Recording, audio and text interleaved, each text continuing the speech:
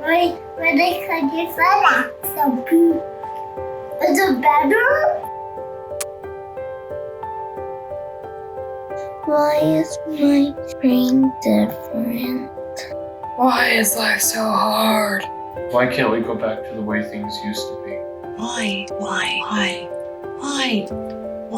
People ask me that, as though being an amputee qualifies me to speak on behalf of God, as if what happened to me somehow endowed me with wisdom. Maybe you look at me and think it's obvious what my biggest challenges are, but what you see doesn't scratch the surface of my life. I think that's how it is with all of us. You see, I spent my childhood in a fight against death. A melodramatic description, I know, but that's simply how it was. Some of it was severe asthma, some of it the doctors never fully understood. What we did know was that for many years I would stop breathing multiple times a week. Not just hard to breathe, but completely stopped breathing. I remember staring up at my ceiling, too weak to move, gazing at the swirls in the drywall, searching for pictures the same way we might look for shapes among clouds or meaning amid the chaos of life. When I'd find a picture, I'd lie there and wonder whether I'd still be alive to see it tomorrow. It was strange growing up with death as a constant companion, for whether it came sooner or later, death was certain to come eventually. My medical problems left me isolated, missing more school than I attended. It's hard to form friendships when you're constantly absent from life, and harder still when your reality is unfathomable to your peers.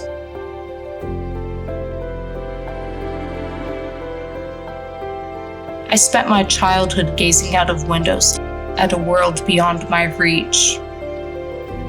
Shortly before graduating high school, to my intense delight, my health improved. I still remember the day I realized I could run for the first time since I was a small child. I don't think most people can appreciate the intensity of the joy I experienced that day. Next one, Stefanina. At 17, I dove into martial arts with the enthusiasm of a starved man at a banquet. I experienced everything I'd witnessed from the other side of the window. I started with broadsword. Then when I moved away for college, I switched to Aikido. Next up, we have Stefanina. I didn't know then how limited my time was. How grateful I am that I didn't waste any of it. Stefanina, come over here for a moment. That's a sharp, pointy object. It is. Okay, let's make this a bit more interesting.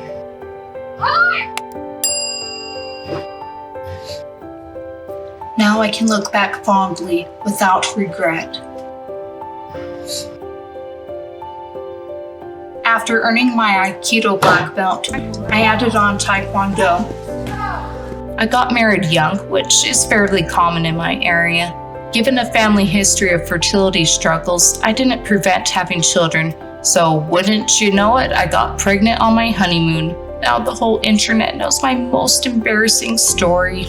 I wanted to have the next baby close in age. It took several months before I could get pregnant, but better late than never. In the middle of all this, my husband and I were getting our degrees, living on a tiny budget, and going through the normal challenges of new parents. But with a twist.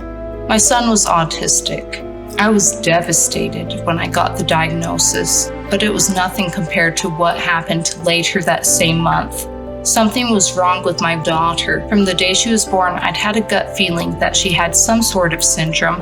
The doctors didn't see one, not until crisis struck and she was hospitalized. In all fairness, her genetic syndrome turned out to be unique, so no wonder the doctors didn't know what it was. Picture cognitive delay, a brain malformation, some muscular problems, sensory issues, seizures, a feeding tube, and you'll have a general idea. After years of searching for a diagnosis, a specialized genetic test revealed that Aria is literally one of a kind. There is no other recorded case of her condition, so there's no prognosis and no name for her syndrome. We just take things one day at a time. The genetic test also showed that my husband has high-functioning autism, but I figure a lot of engineers have a pinch of autism in the mix. After several years of secondary infertility and other intense challenges, I got my third pregnancy, finally, only to find out that the baby's life, and to a lesser extent mine, were in danger. After months of worry and bed rest, I remember the emergency delivery and how the baby's heart rate kept plummeting. My miracle baby was born in December. I spent Christmas reflecting on the nativity story while holding my own newborn babe in my arms, little guessing that I was about to be crippled. If you don't know what happened, it's a long story, so here's a playlist. After 2.5 years of fighting to save my left foot, it was unsalvageable and was amputated. That's the Cliff Notes version of my life story, leaving out tons of crazy events and details because there are just too many to tell. I bet you'll hear a lot of them in future videos. Today, my point is that, like you, I've had my share of hard days. After fighting so hard to survive my childhood, I'm back at the wrong side of the window, looking out, missing the exquisite, joyful physical experiences that I found after years of longing, only to have them taken away from me.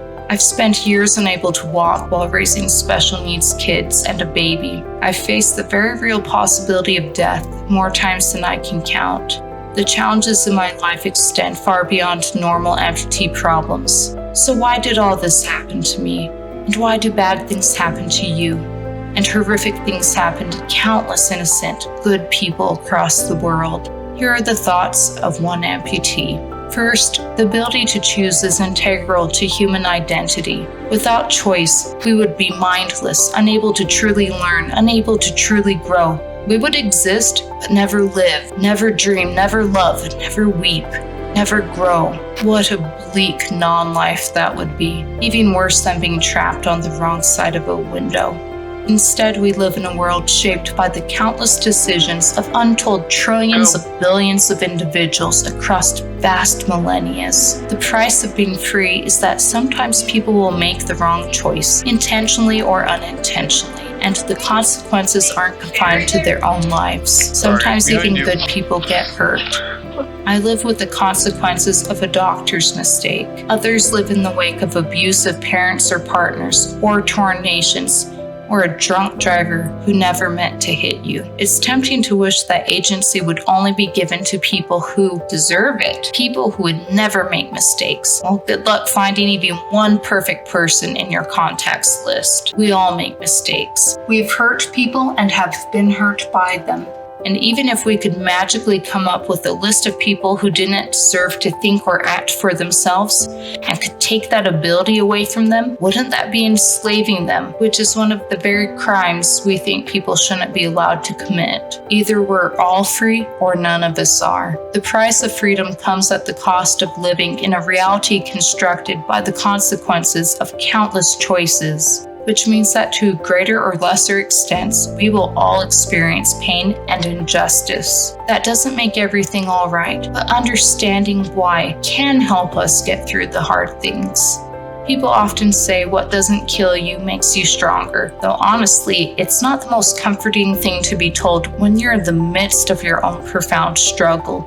It bothers me when people speak as though every difficulty in their lives were put there intentionally by deity, as if a loving God would purposely assign someone to be the victim of something flat-out evil, such as abuse, with the same unfazed attitude of a math teacher giving out a calculus assignment.